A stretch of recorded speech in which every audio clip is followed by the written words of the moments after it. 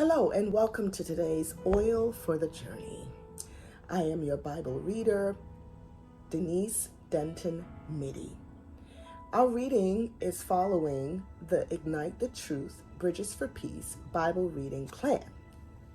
We'll be reading Jeremiah chapters 39 through 41. Let's journey on. Jeremiah 39. This is how Jerusalem was taken. In the 9th year of Zedekiah, king of Judah, in the 10th month, Nebuchadnezzar, king of Babylon, marched against Jerusalem with his whole army and laid siege to it. And on the 9th day of the 4th month of Zedekiah's 11th year, the city wall was broken through. Then all the officials of the king of Babylon came and took seats in the middle gate.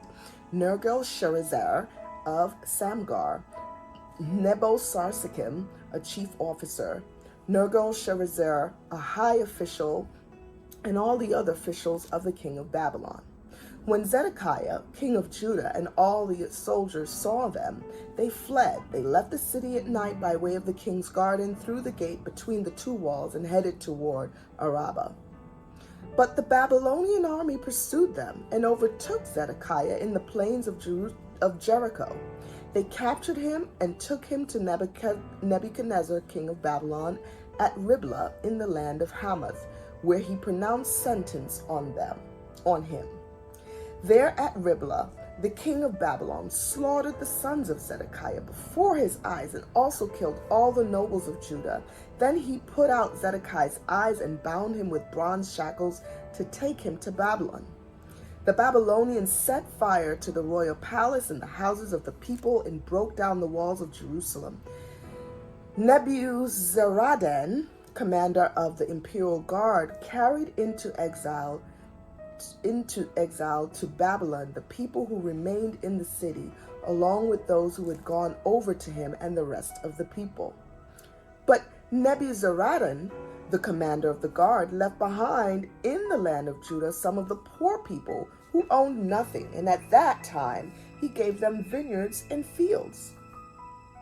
Now Nebuchadnezzar, king of Babylon, had given these orders about Jeremiah through Nebuzaradan, commander of the imperial guard.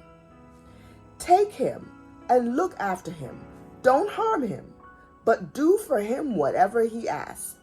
So Nebuzaradan, the commander of the imperial guard, Nebuchadnezzar, a chief officer, Nergal-Sharezer, a high official, and all the other officers of the king of Babylon sent and had Jeremiah taken out of the courtyard of the guard.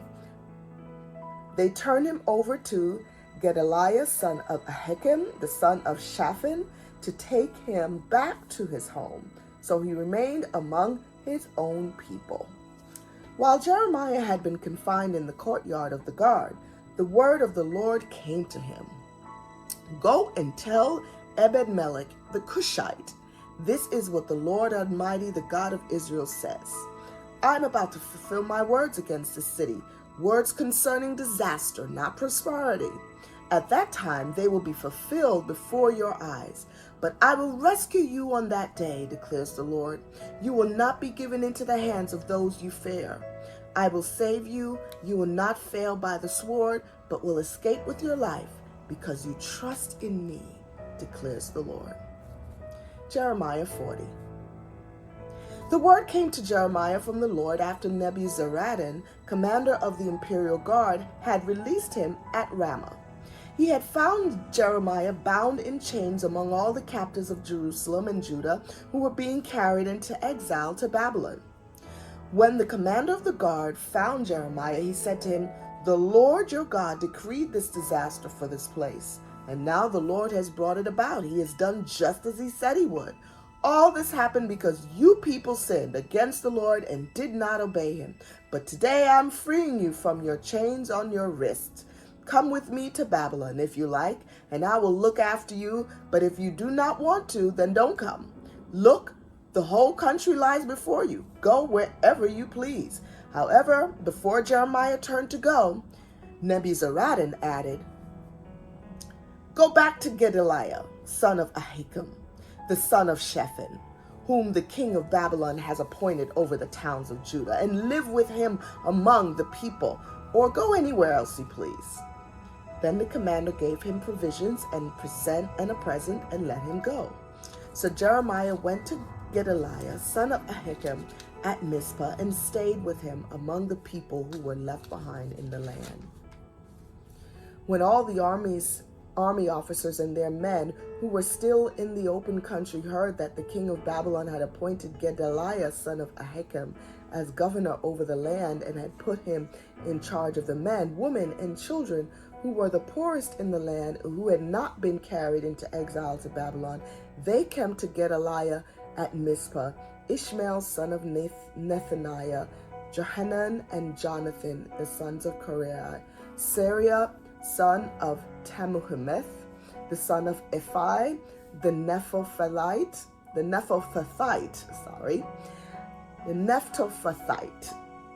Ephi the Nephthathite, and Jazaniah, the son of Makathite, and their men. Gedaliah, son of Ahikam, the son of Shaphan, took an oath to reassure them and their men. Do not be afraid to serve the Babylonians, he said. Settle down in the land and serve the king of Babylon, and it will go well with you. I myself will stay at Mizpah to represent you before the Babylonians who come to us.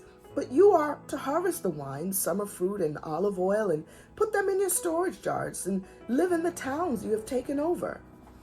When all the Jews in Moab, Ammon, Edom, and all the other countries heard that the king of Babylon had left a remnant in Judah and had appointed Gedaliah, son of Ahikam, the son of Shaphan, as governor over them, they all came back to the land of Judah, to Gedaliah at Mizpah, from all the countries where they had been scattered, and they harvested in an abundance of wine and summer fruit.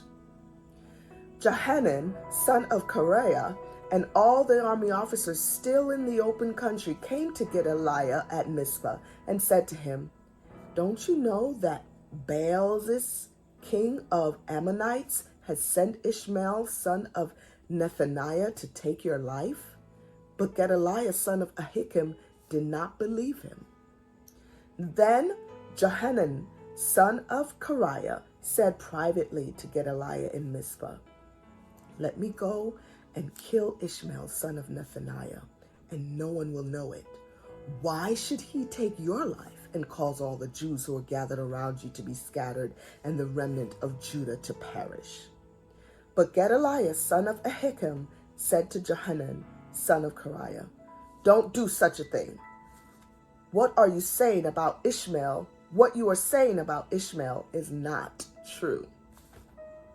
Jeremiah 41.